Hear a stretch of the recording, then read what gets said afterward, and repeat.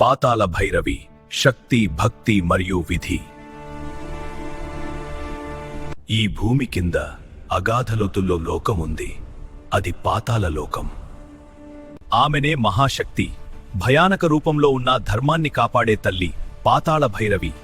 మానవ లోకంలో లోభం పెరిగింది. అన్యాయం రాజ్యమేలింది. అన్యాయం హద్దులు దాటితే భైరవి నిశ్శబ్దం. ఒక భక్తులలో నిష్కల్మష హృదయంతో భైరవిని శరణు కోరింది.